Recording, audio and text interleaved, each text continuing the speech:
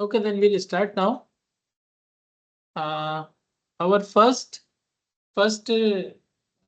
session of this short-term course will be on understanding the genesis of EIA, how it has started, what are the laws, policies which are prevalent in the country. So, so this particular part will be taken care by Engineer Shravant T. So, Engineer Shravant T has completed his BTech in Chemical Engineering from Andhra University in 2014, and he passed his MTech in Environmental Engineering from National Institute of Technology, Tiruchirappalli in 2017. He started his professional life as a team member as function area expert at SV Enviro Labs and Consultants, which is a NABET and NABL accredited environmental consultant organization. And from August 2021 onwards, he is working as scientist in CSIR NIST. His expertise includes environmental engineering, environmental impact assessment, risk assessment and hazard operability study, popularly known as HAZOP, air pollution and air pollution and control. So with these words, I request Engineer Shravant T to start his first session. Over to you, Shravant. Uh, thank you very much, Dr. Saurabh, for your heartwarming introduction. So I'll just share my slides. Yes. Yes. You tell me, sir. Sir, I have replied to you.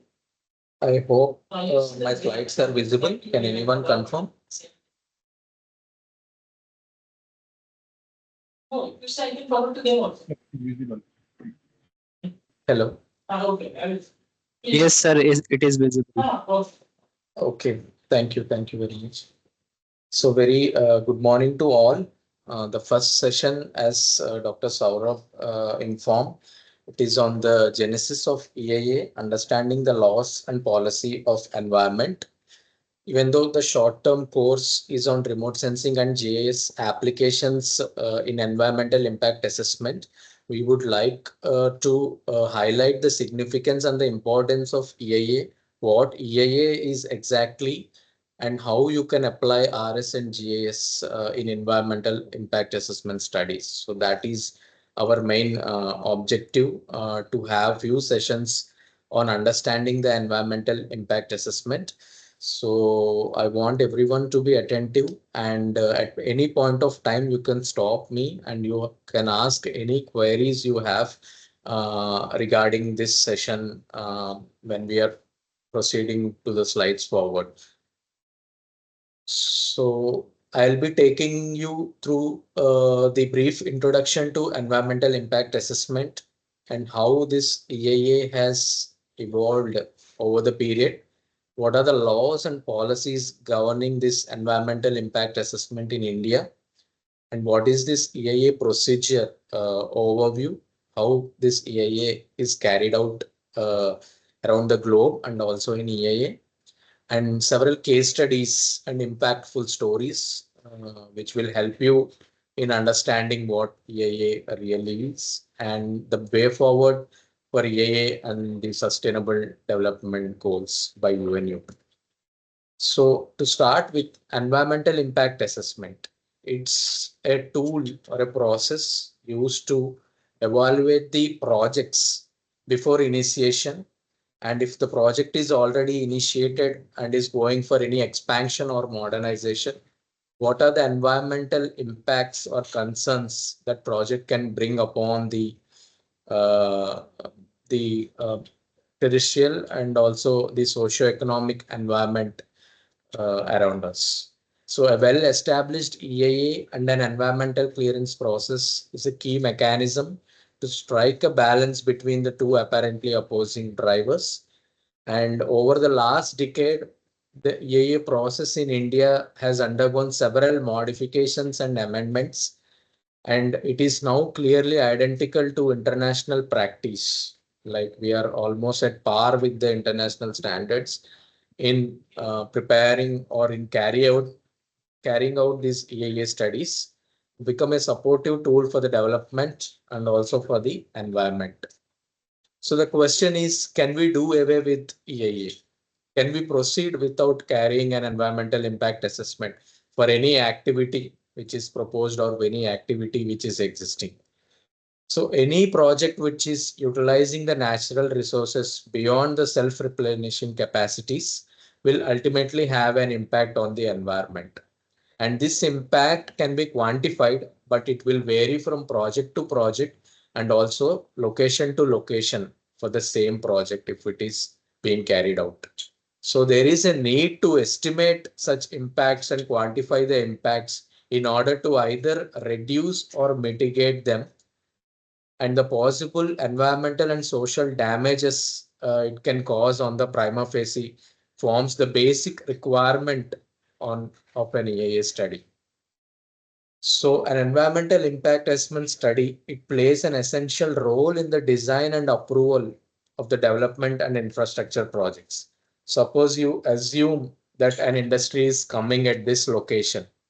So there will be an impact on the immediate zone, the core or the buffer zone within 5 to 10 kilometers of that industry. And we need to study in detail what all impacts that industry will have during its construction stage and its operation stage also. So this EIAs help in decision making. It promotes public participation and it promotes sustainable development. So any environmental impact assessment study prepared should have the interference of the common public living around that region, so that if they are there, the project affected persons or the project affected families can come forward with their concerns, and which can be rectified by either the government or the industry's management, so as to minimize the socioeconomic or the environmental impacts which arise due to the establishment of that particular industry. So as an outline, we can say that EIA as an applied science and as a civic science. As an application, we can focus on the environmental science or the experimental science, where we bring upon the impact assessment studies and the monitoring and modeling. The monitoring includes, for an EIA study, we have to monitor the baseline parameters like the air, water, noise, soil, the socioeconomic data, etc., which is depending on the project. It may vary all these environmental attributes. And the modeling is comes into the picture when you want to predict the impacts, like air dispersion modeling, or if any risk is predicted, how much or the how much distance the risk can be impacting the surrounding environment, and also in the design of any technologies to minimize the environmental impacts on the environment. And as a civic science, we can have the natural and social science and the public participation, which is the utmost important dimension of this environmental impact assessment. In a simple words, EIA you can say as look before you leap. Before you do any activity, you have to carefully understand like what all impacts can it bring upon to the environment. So coming to the history and the origin of EIA, how EIA originated in the US, William T. Lowe, he was a Republican and also a minister. He was also a businessman, and he wanted to serve the that Niagara Falls area industries with hydroelectricity. So he purchased a vast amount of land and then began constructing a canal that would connect the Niagara River to Lake Ontario. And over the period of time in 1920s, that canal had begun to fill with water, and the local children began to swam there during the summer, and they were skating during the winter. And the city of Niagara also began to regularly dump its waste into this canal or pit. And in the 1940s, the US Army began dumping all the toxic waste into this canal, And in 1942, this land was purchased by the Hooker Chemical and Plastic Company, where they were dumping highly toxic chemicals into the canal. And in 1953, this land was sold to the Niagara Falls Board of Education Department for an incredible $1 at that time. And that Board of Education began constructing a 99th Street Elementary School in that particular land. And you can see that during the 1968, the children or the community living there, they started to encounter strange problems like skin irritation and all. And the canal started spreading many harmful toxins, and it became a home to many to the people who are living there.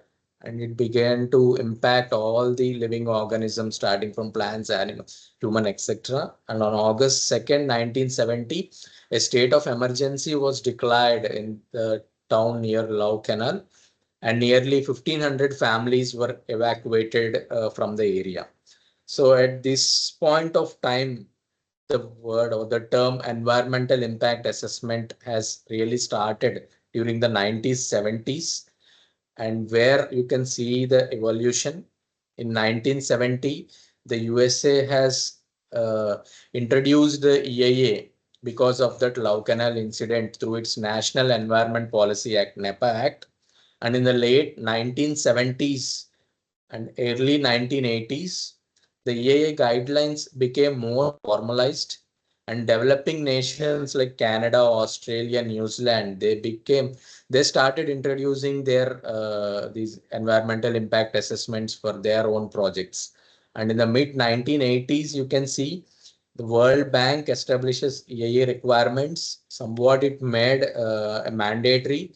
Even till today, you can see that whatever projects, mega projects World Bank is funding, they will mandatorily seek for an environmental impact assessment as one of the primary study before initiating any projects all over the globe. And the spread of EIA in India started in the mid 90s, mid 80s, and also in the 90s, the India formally adopted environmental impact assessment, and there is a rapid growth in this EIA training and all. If you see the evaluation of environmental regulations in India, in the pre-independence era, there were only some traditional conservation practices and limited regulations available in our country. And in post-independence, you can see there were a lot of environmental concerns arising from the growing industrialization post-independence. And in the 1970s, emergence of environmental awareness began, leading to the 1972 Stockholm Convention. And during the 1976 and 77, the first environmental impact assessment initiated in our country, India, which was then by the Planning Commission directed the river valley projects should be assessed in this environmental impact point of view. And in 1886, the Ministry of Environment and Forest was formed, and some key legislations were enacted during that time.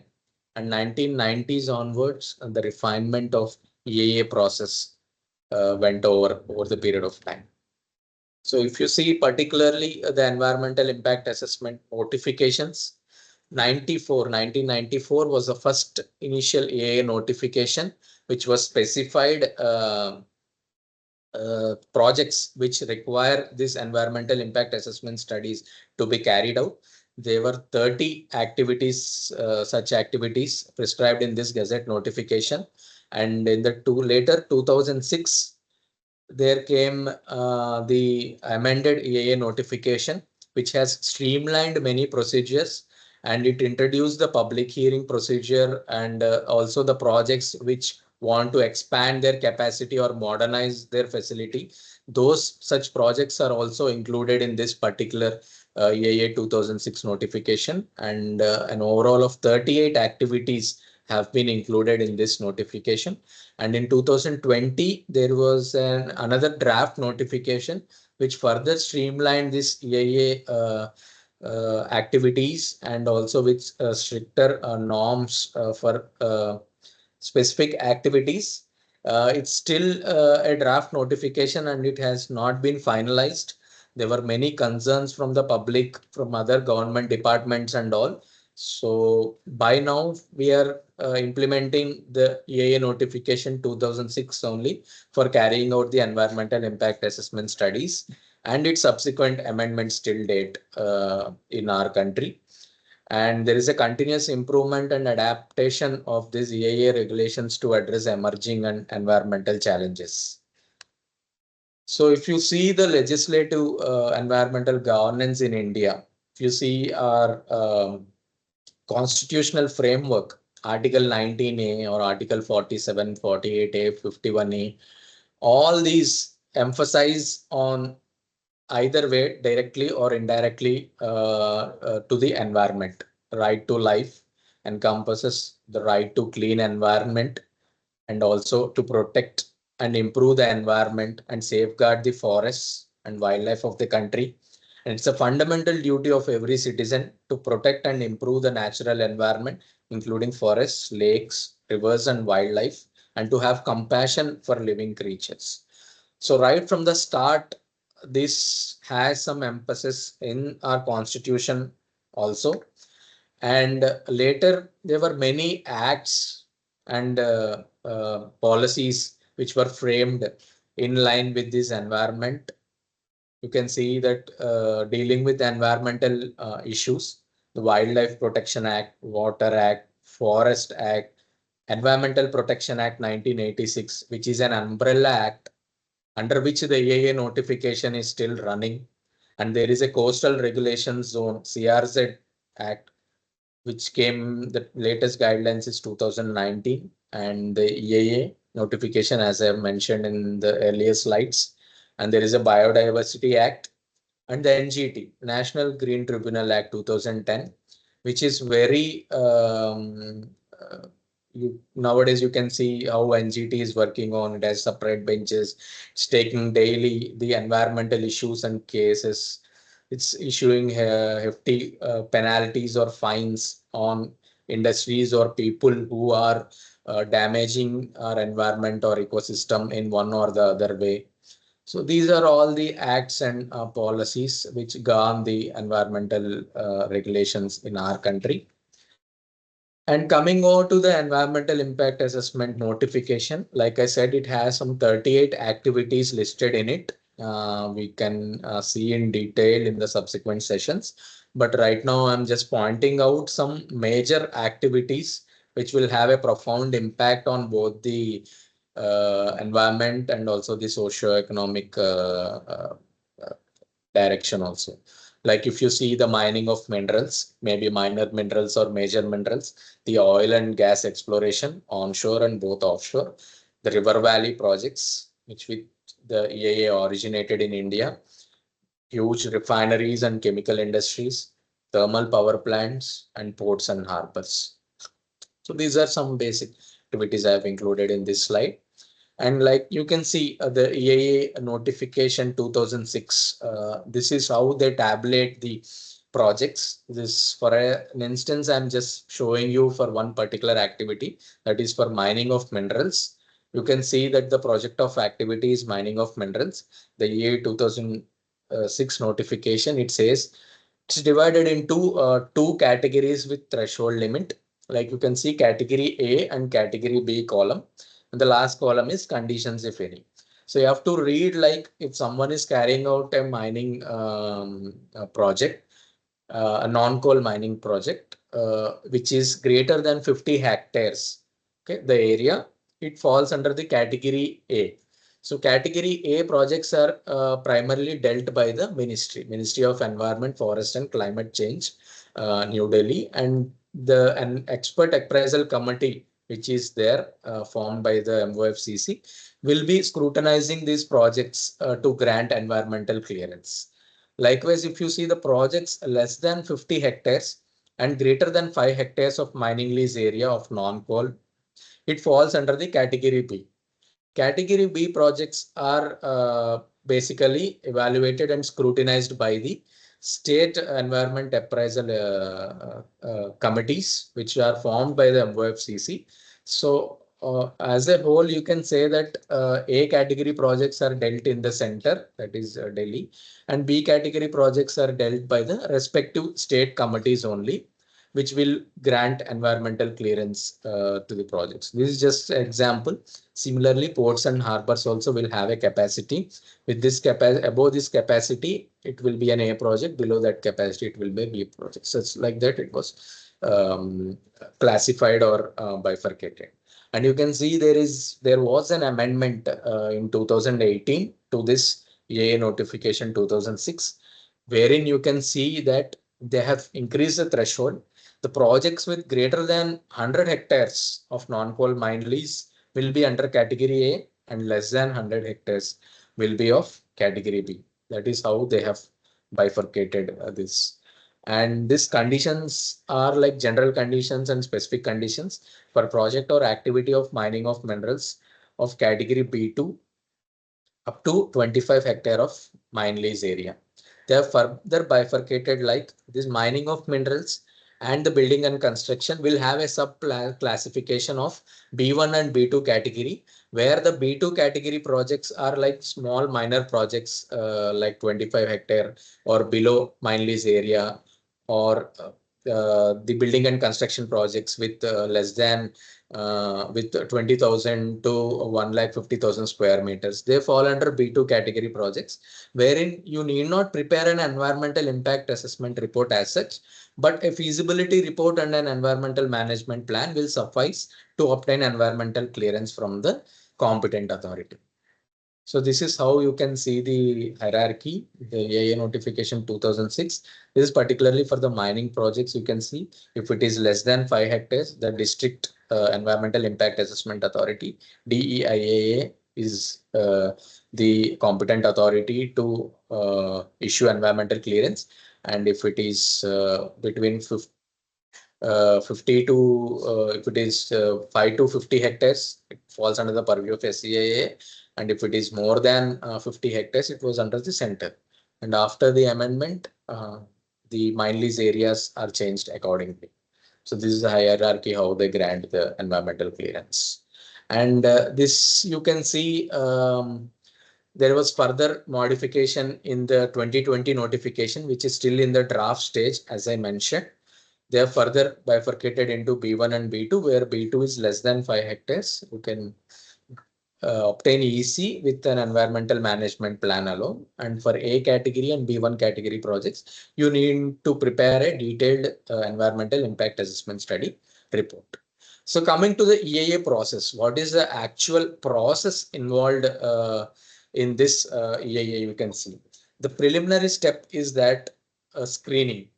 We have to screen a project. Suppose a project is initiated, some of the proponent is coming to you and they're saying, I want to, if you're an EIA consultant, I want to do this project. You have to screen the project, whether it is included in the EIA notification or not. If it is included in the EIA notification, under which category it is falling, category A or B, or if it is not falling under any of the category, it can go without EC.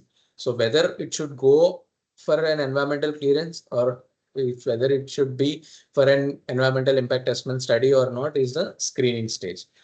And the step 2 is the scoping stage, wherein you have to see whether it is again in the EIA notification, it is included in the EIA notification, but whether do you actually need an environmental impact assessment study, and some projects doesn't require the public consultation or the public hearing.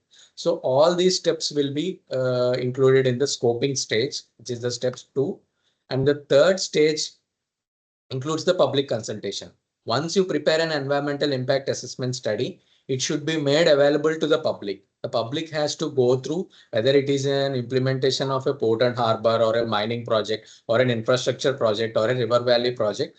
The project affected people or the project affected families should be well aware of this environmental impact assessment. They should know what area of extent it is, what are they going to actually do, whether any of their land is being involved in that particular project, and whether any compensation to be given to that project affected people. All these things will come over in the public consultation process, wherein the district collector will organize a public hearing meeting for a particular project, and they will welcome all the people to come over and speak their concerns if they have any, if they have any requirement of say any compensation or any job they want to seek from that industry or that activity. All these things can be discussed upon that platform, and this is very primary or a very mandatory requirement of an environmental impact assessment study.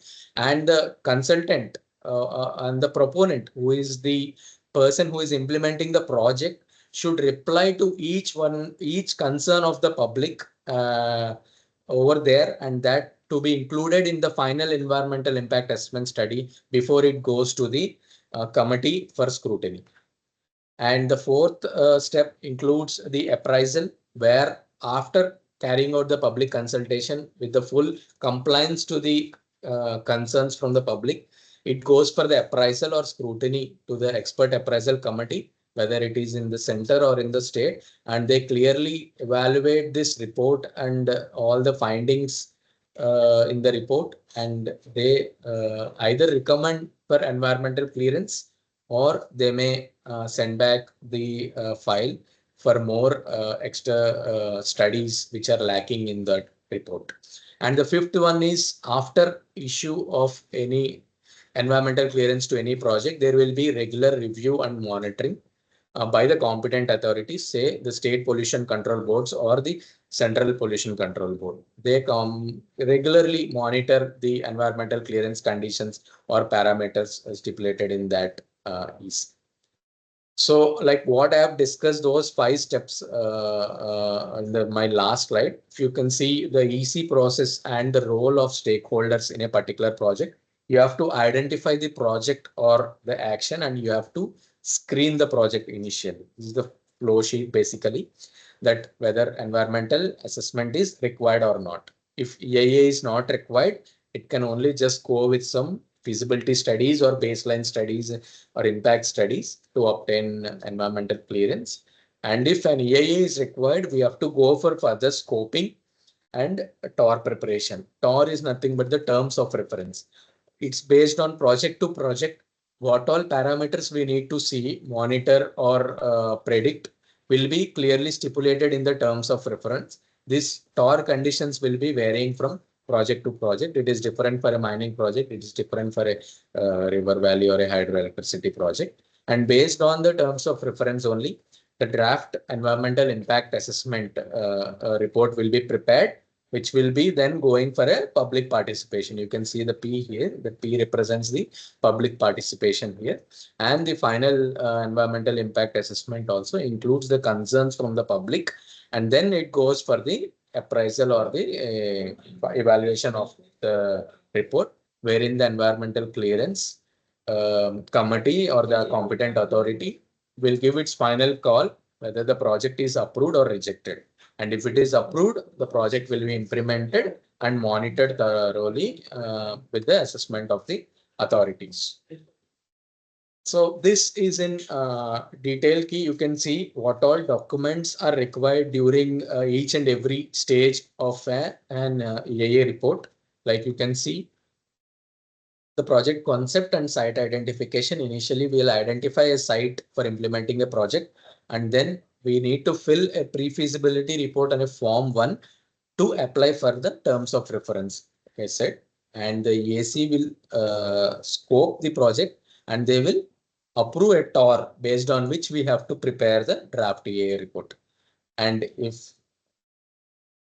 based on the TOR, the draft EIA report will be prepared by the accredited NABET accredited environmental consultant organization, and then it will be submitted to the State Pollution Control Board or the respective UT Pollution Control Commission committee for the public hearing, wherein the summary of the EIA and the Form 1 will be displayed on the website, and for 45 days and then the public consultation date will be given. It will be published in a national newspaper and also the local newspaper that such and such date, under the chairmanship of the district collector, the public consultation for such a project will be carried out.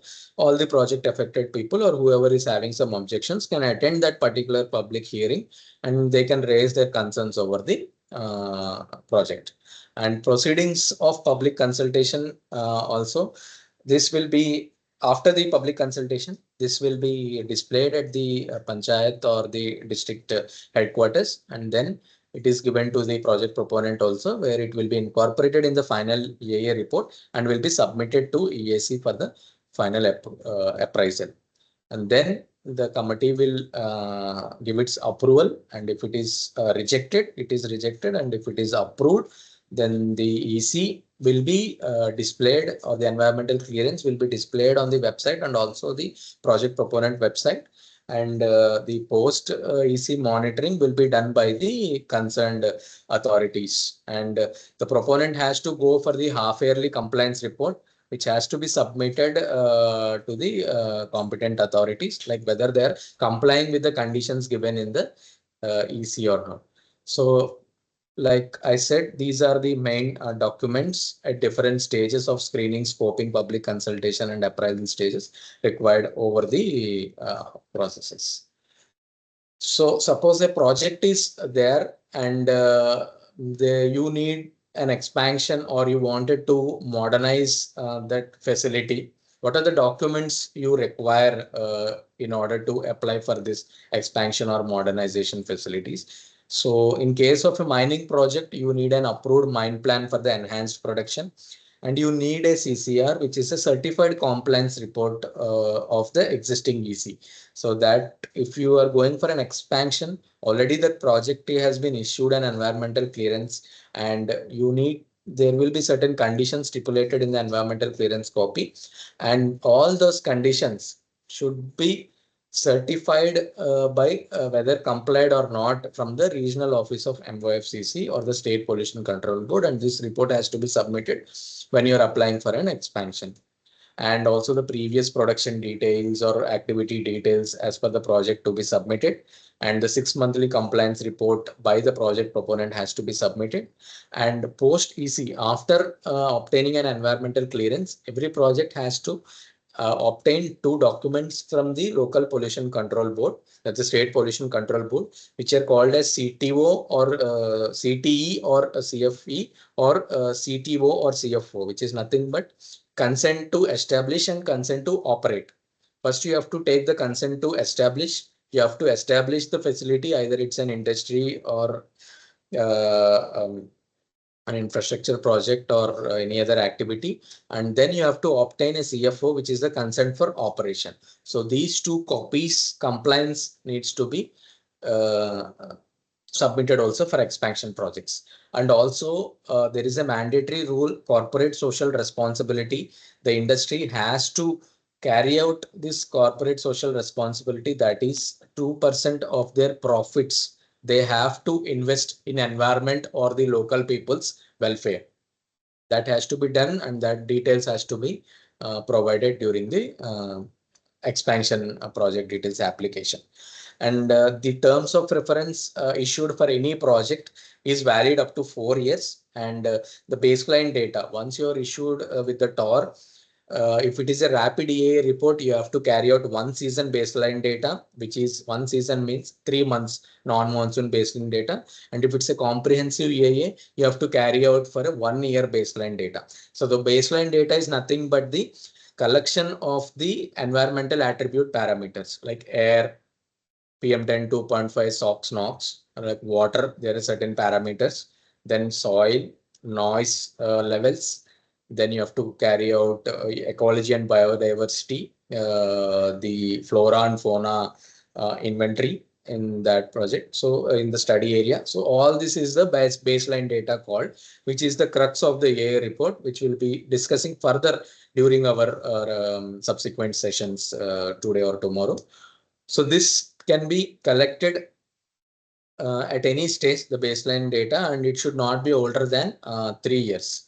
So if you are establishing a project today, So if you're available with a baseline data in that particular area, any other project's baseline data, and it's not 3 years older, you can use that baseline data, substantiating with a 1 month baseline data in order to submit an application for environmental clearance. So coming to the violation cases, see, there are a lot of rules and regulations in our country, and like some may be following it and some may not be following it.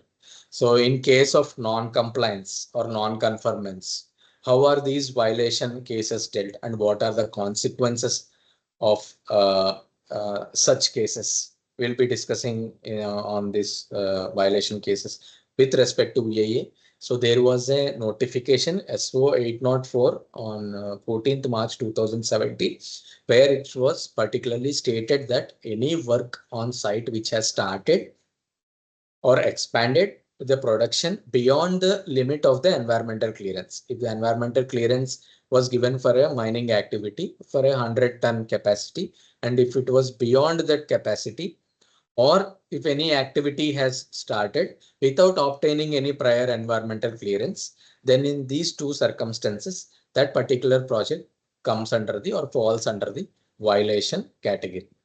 So the violation cases are dealt separately by the Ministry of Environment and Forest and Climate Change. And there was a separate slot in the 2018 year where they were given a period of 6 months initially to submit all these cases of violation to the ministry, under what violation they are falling and what they were doing from that time onwards. And they have to submit an affidavit stating that they are not going to repeat such a mistake, and some hefty fines or penalties were issued by the State Pollution Control Board, depending on how much violation or damage they have already caused to the environment without obtaining or carrying out an EIA report. So these projects were issued a specific TOR, which will have certain conditions like assessment of the ecological damage, remediation plan, and natural and community resource augmentation plan. In shortcut, we call it as NCRAP, Natural and Community Resource Augmentation Plan, for undertaking the EIA and the EMP studies. So there was a procedure which was stipulated to obtain EC for those violation cases also. Even if you have violated and you have not obtained EC and you're carrying out that project, so the EAC or the SEAC, which is the competent authority to issue the environmental clearance, they will see in the notification angle whether that activity is permissible or not as per the notification. If it is not permissible, they will demolish that activity. If it is a permissible activity, they will issue a specific TOR wherein they will stipulate certain conditions like assessment of ecological damage and carrying out these NCRAP studies in addition to the regular studies which were carried out in the environmental impact assessment. So the idea of this is to take away the economic benefit derived by the company due to the violation and pay for the remediation and remediation of damage caused to the violation. So a plan shall be submitted or prepared and submitted by the environmental consultant, and this will have the actual cost analysis, like this much damage in terms of monetary equivalent has been done, which will be clearly stated in that environmental NCRAP plan, and that for that much amount the proponent or the company has to submit a bank guarantee to the State Pollution Control Board that I will compensate this much amount or I will rectify or reclaim that much land subject to whatever damage they have done. So this is how the violation cases were dealt in India, and still they are going on. And coming to the NCRAP studies, like I said, it is the monetary equivalent to the ecosystem damage due to the environmental pollution caused by any company or an activity without any EC or excess of production. This is an example you can see on the right hand side. This is a hill of 62-acre land, wherein there were some resorts initially. which were constructed in the 1990s, and then they have obtained environmental clearance, but then they have spread over more area. You can see how the ecological environment there, the terrestrial trees and scrubs were just simply cut down for the expansion project of the resorts in a particular environment. So in this case, it's a violation case, and you have to see how much ecological damage has been caused. This is where RS and GIS is going to play a significant role.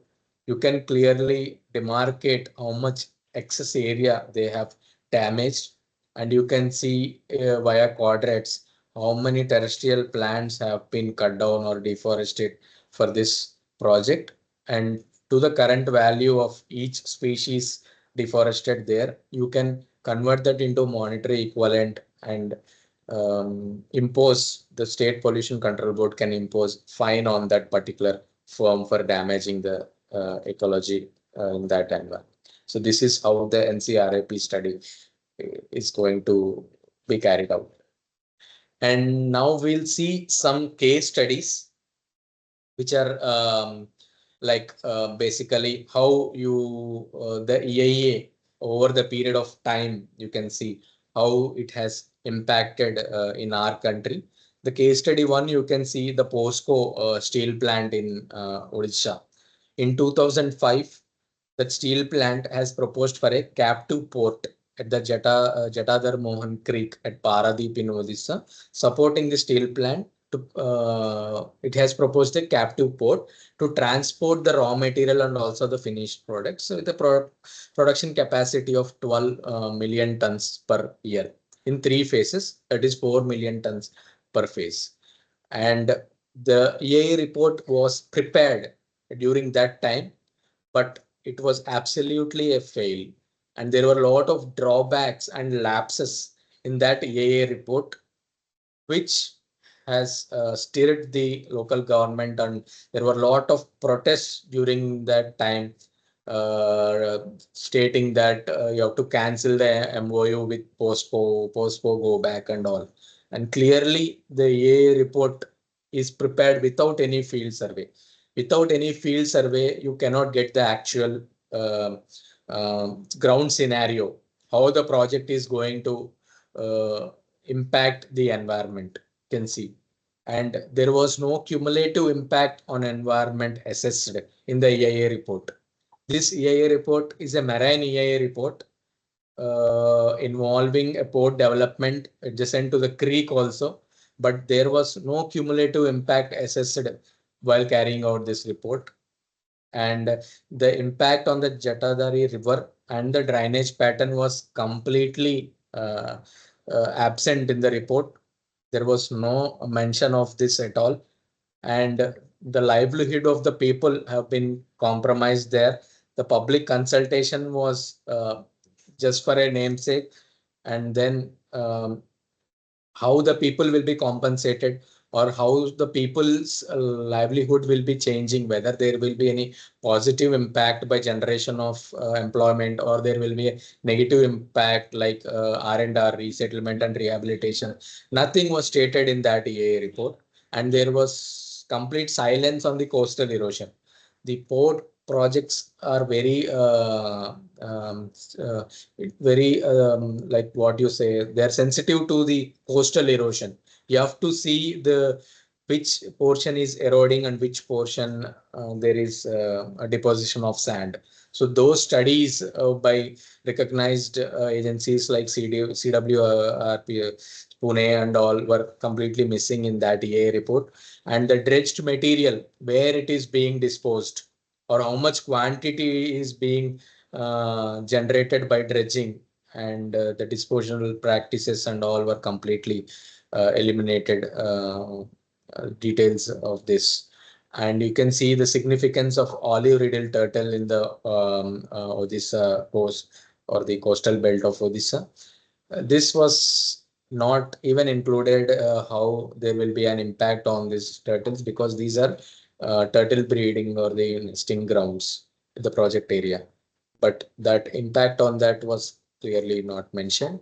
And since it's a captive port, There will be people from Fosco is the southern South Korea's company, and the people will be coming for employment. So there are ultimate silence on who will be the people coming inside the captive port and who will be coming going out. There was complete silence. So there will be a threat to national security if it's a captive port, and no such measures were taken how to overcome or mitigate these things. So these are some of the representations which stirred many agitations during that time. And the lessons learned from this EIA study is the public participation and indigenous rights. Because public participation would have brought some key insights on what to do and what not to do, but that was completely not done properly in this study. This is one of the case study. And this is a second case study referring to the coastal road project in Mumbai. You can see they have obtained the coastal regulation zone clearance, the CRZ clearance. I'll be discussing more in the last day session about the coastal zone regulation specifications. But simply it is that any project which is falling within 500 meters from the high tide line or the coast will be subject to coastal regulation zone, and they have to take a separate CRZ clearance in addition to environmental clearance from the ministry. So this coastal road in Mumbai, as you can see, they have obtained CRZ clearance, but they mentioned like a simple road and they have bypassed the environmental clearance without carrying out an EIA study. And this was clearly identified by the CAG, Comptroller and Auditor General. They have found that they have completely bypassed the EIA notification without obtaining EC. They have constructed it. And during that construction, you can see a lot of mangroves are compromised. Maybe the environmental science or environmental engineering students are well aware how critical these mangroves are for the well-being of both the humans and also the marine environment. So if you're damaging these mangroves, it is very hard to again reclaim it. So the land reclamation, whatever happened for the construction of this particular coastal road, uh, the mangroves which were destroyed, the BMC later has fined that concerned proponent, the government, with more than 250 crores fine, which is yet to be paid to the Mangrove Foundation. So you can see this is one of the major lag uh, without preparing an environmental impact assessment report. These are the consequences on the terrestrial and the marine environment you can have. So we need to understand that EIA is very important in identifying the impacts, and thereby by identifying you can either come up with management plans to reduce or mitigate them to the extent possible by having a minimal environment on both the socioeconomic and terrestrial environments. So this is another impactful story you can see with Narmada Bachao Andolan. As you are aware, this is in the 1980s time. In 1979, this was one of the biggest project on Narmada River. You can see the Sardar Sarovar Dam, which was built there, which has compromised many lives there due to flooding, the salination. A lot of environmental impact has occurred. And this Narmada Bachao Andolan has highlighted the importance of environmental impact assessments in the controversy over the dam in several ways. It has challenged that environmental clearance that was issued to that particular project, wherein the EC was flawed and lacked the comprehensive studies. Detailed studies were not undertaken during the preparation of the environmental impact assessment study, and they have called upon independent agencies to reassess the environmental costs of the project that was stipulated in the report. And this Andolan or this movement that time has raised an awareness and the importance of EIA during that time, and need for the government to set up a framework for relocating and rehabilitating the indigenous people before development projects, any development project. So the community engagement and impact is very important while carrying out an environmental impact assessment study. Uh, and the way forward, if you see the way forward for EIA, how to furthermore improve environmental impact assessment studies, we have to strengthen the public involvement at every stage. We have to maintain the transparency, what exactly we are doing and what impact it will have on the public, whether it is positive or negative, shall be clearly stipulated in the environmental impact assessment study. And if there is any compensation on R&R to be provided to the local families or public, that should be given by the proponent or the government from time to time during that project development. And we can improve the quality of EIA report through stricter guidelines. You can see that nowadays AI is on boom, and with AI, RS, and GIS in place, you can improve the quality of EIA reports. You can delineate the projects. You can see how the project will transform in the future. You can predict it beforehand using all these tools to maintain the impact assessment quality. Enhancing capacity building for environmental regulators. This is one way forward. And the adaptation of the strategic environmental assessments also for many projects. And we have to integrate sustainability and also climate change assessments into EIA. The Sustainable Development Goals, as we speak on, which were stipulated by the United Nations Environment Program, the SDGs, we have to work aligning with these SDGs. We have to enhance the environmental impact assessment report quality also. So you know the basic functioning that RS and GIS and their use in environment management can use that. And the National Geospatial Policy 2022, which was released by the Department of Science and Technology. It speaks of the geospatial technology, which is nothing but the RS and GIS application, not only on environment, but also on the urban and rural infrastructure in the field of mining, disaster management, social planning, delivery services. So there are a number of options on which this RS and GIS can be, this technology can be applied and can be enhanced to have these impact assessment studies and to minimize the environmental impacts also.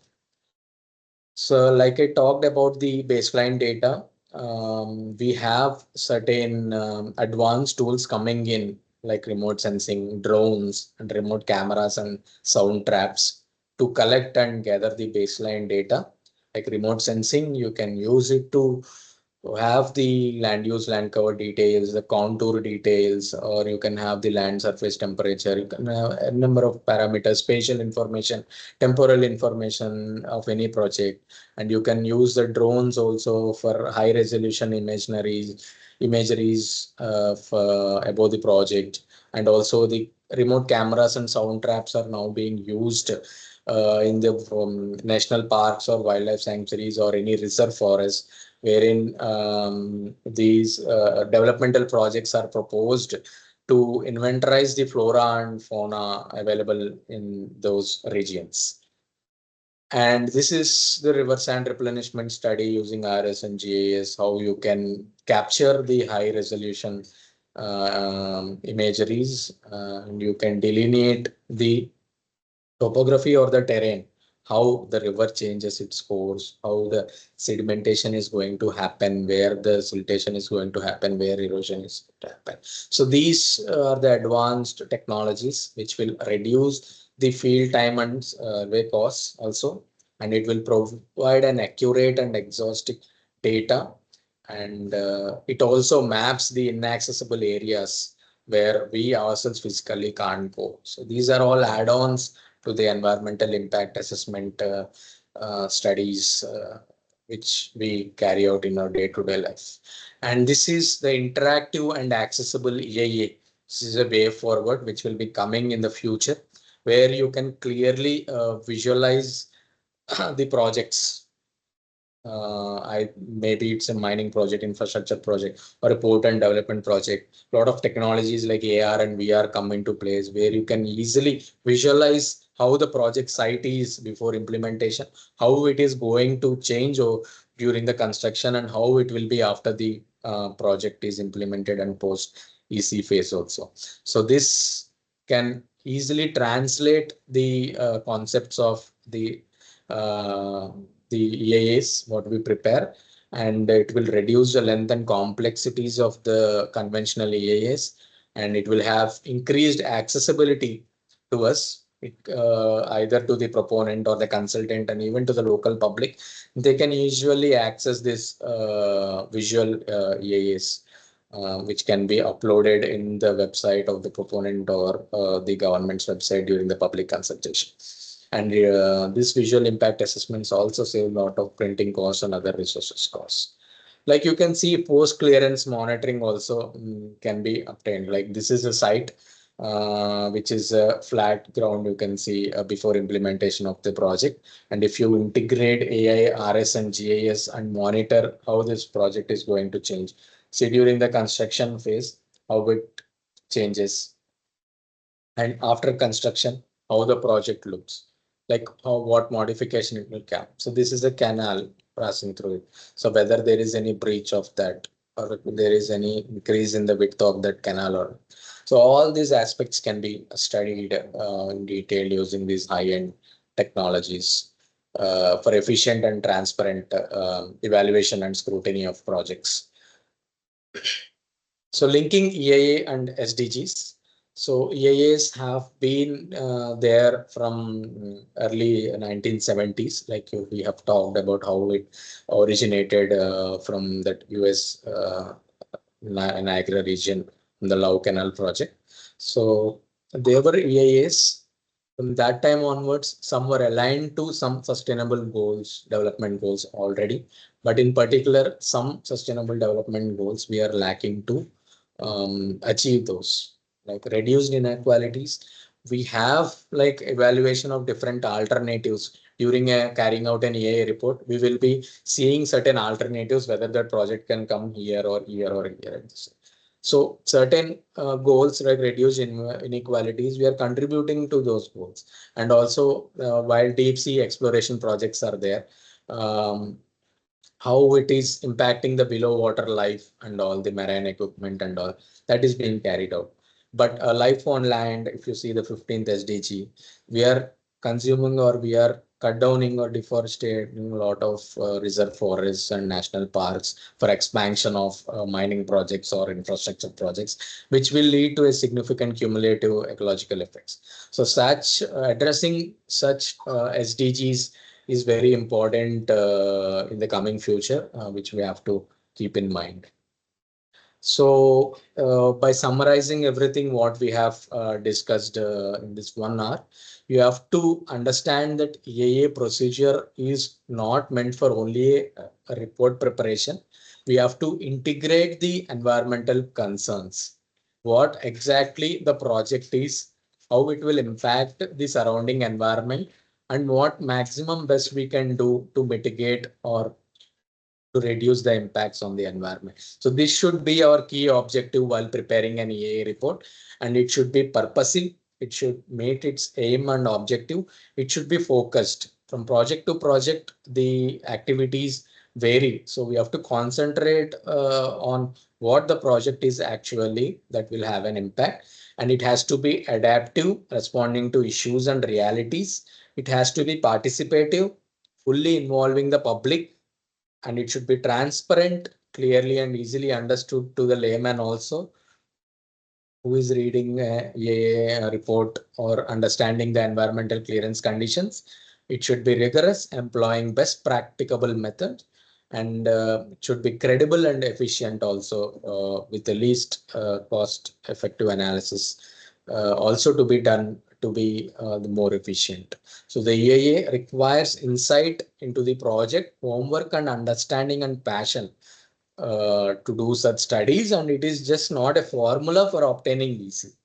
So many of you who are interested in this streamline or domain, who want to pursue their career in EIA studies, should not consider EIA as a formula for easy, but they have to put in their passion to really see what the project is and how we are going to evaluate the impacts or assess the impacts and propose the environmental management plans.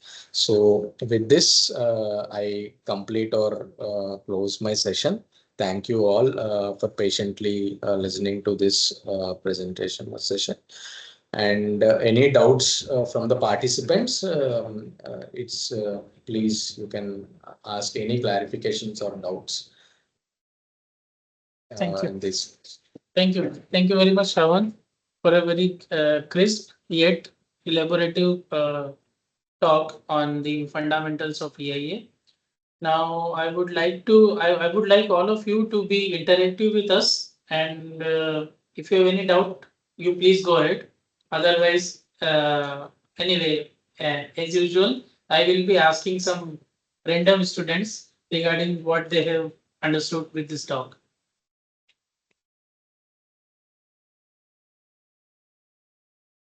Hello. Yes, Siddesh. Rahul Yes, sir. So Tilawal is I asking wanted to. something. Who selects the land for the project? Shravan. No, who selects the land for the project is it depends. The project proponent first will have a plan. If it's a government land, if it's a private land, or his own land, he will have the land documents with him, and the committee will scrutinize like whether it depends, it is his own land or it is any government land or any some Porambok land or something. They will clearly verify it.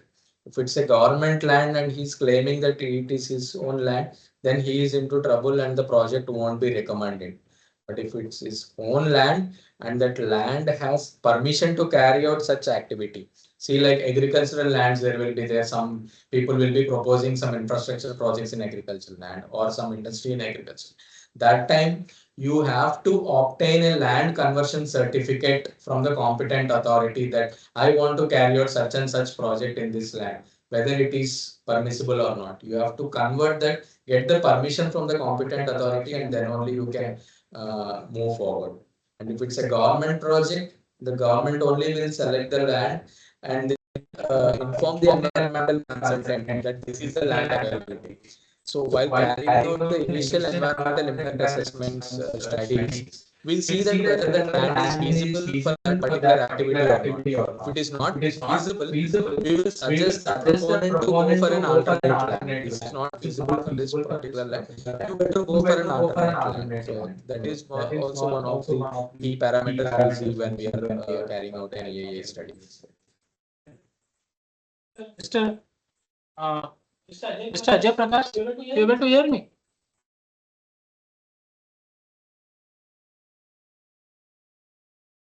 Surya Prakash, please take your Yadav, yeah, question. difference between screening and scoping. I'll differentiate it. What is screening and scoping means? Screening is like initially whether your project requires environmental clearance or not. This can be seen in the EIA notification. There will be a tabular column wherein the 38 activities are stipulated. You have to see whether your activity is falling in any of these 38 activities, and you will come to know whether you need EC or not based on the threshold limits. That is the initial screening. And scoping is you will come to know that your activity is already showing in the EIA notification. You have to obtain the environmental clearance. So, but whether to go for an full-scale EIA report preparation or only an EMP, or what are the terms and references based on which the EIA should be prepared and then public consultation is required or not, that options what we see is called the scoping stage. Okay, so this question, what are the opportunities in AI sector? There will be one session on it, so at that time it will be answered. And also, I want you all the participants to speak up, and only you can put the question if you have any technical difficulty. Otherwise, you come on the camera and you speak up regarding your question. We also would like to conversate with you. So Ajay Prakash, you able to hear me? Are you there, Ajay? Okay. NCC installed. You able to hear me? NC? Okay.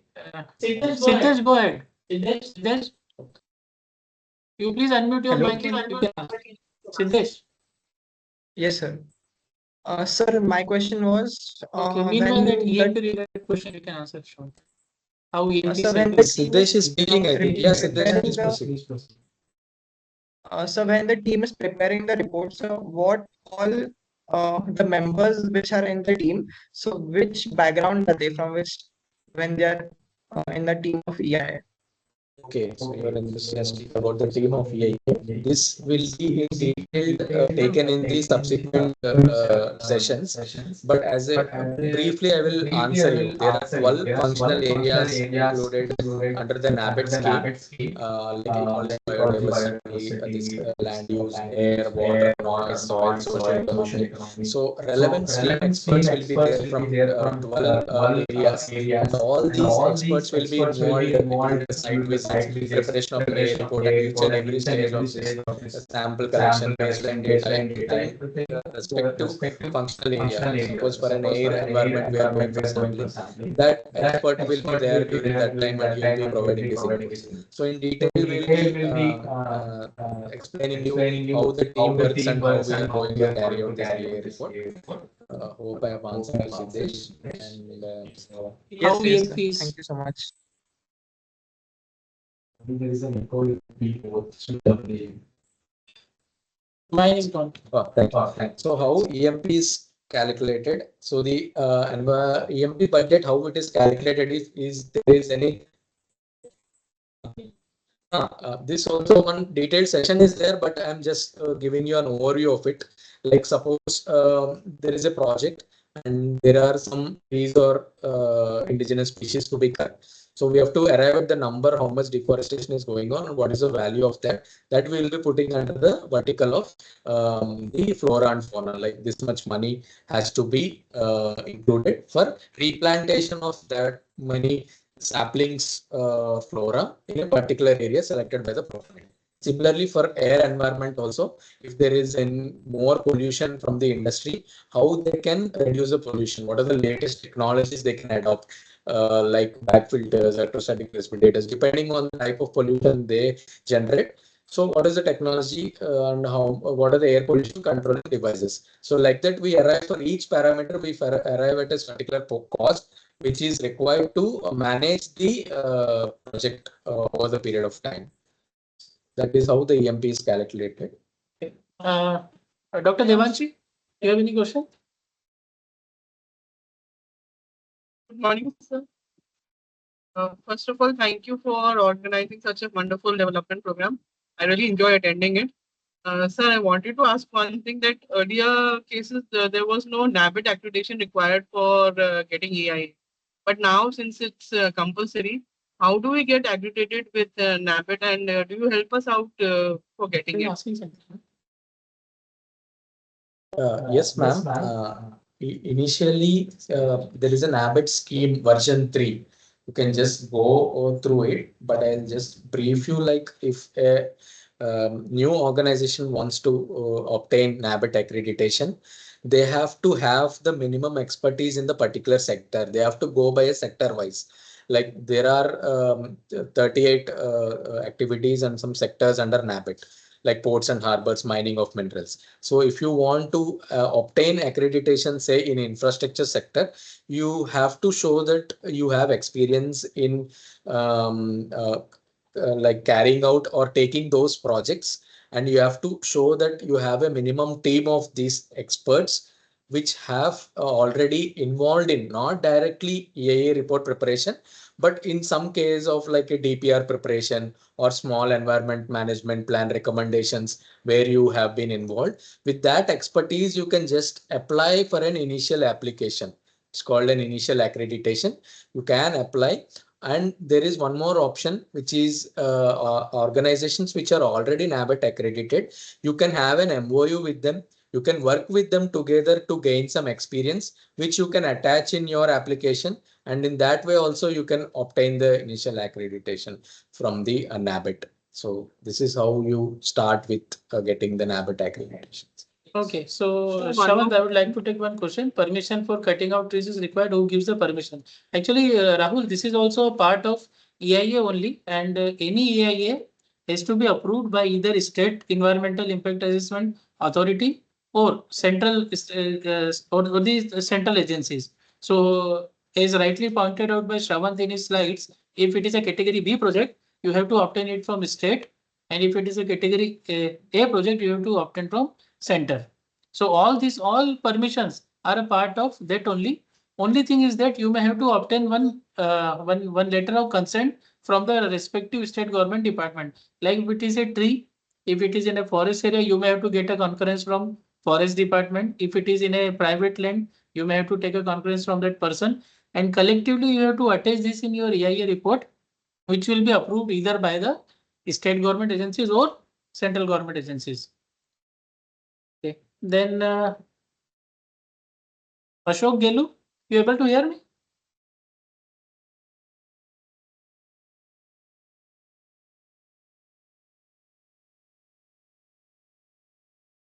Crystal C, you able to hear me?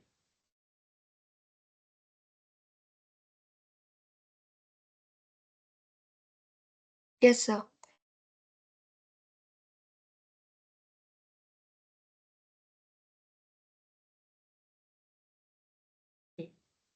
Grishma KV, you able to hear me? Yes, sir.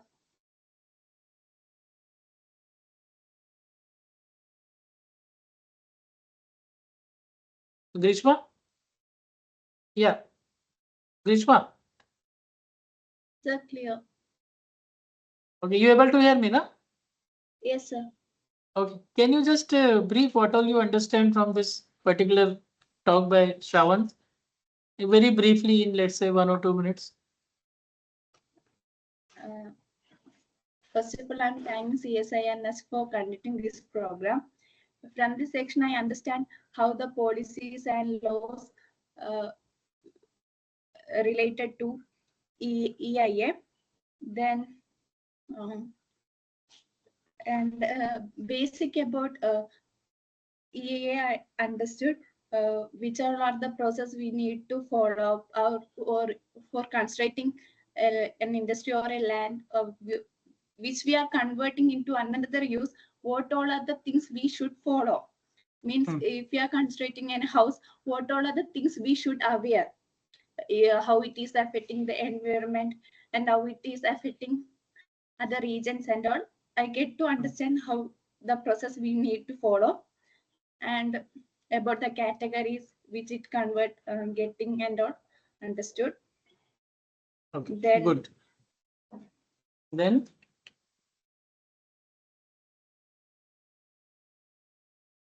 okay, okay.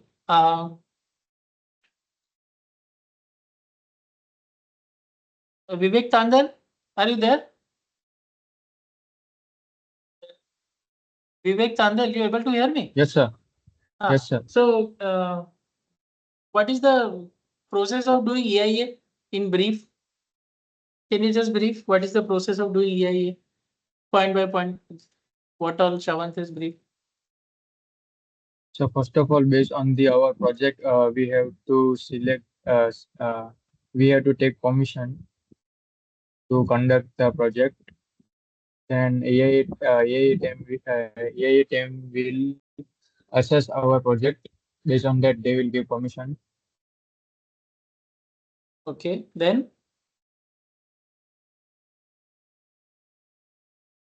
Since I understood about the basics of the EIA, and okay, okay.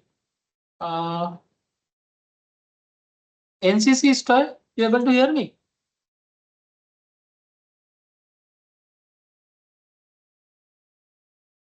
NCC star, you able to hear me?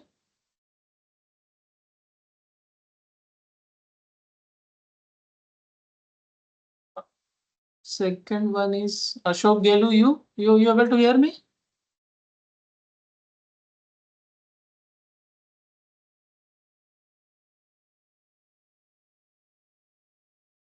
Okay, so Is there any doubt related to the talk by some other participants who have not interacted by now?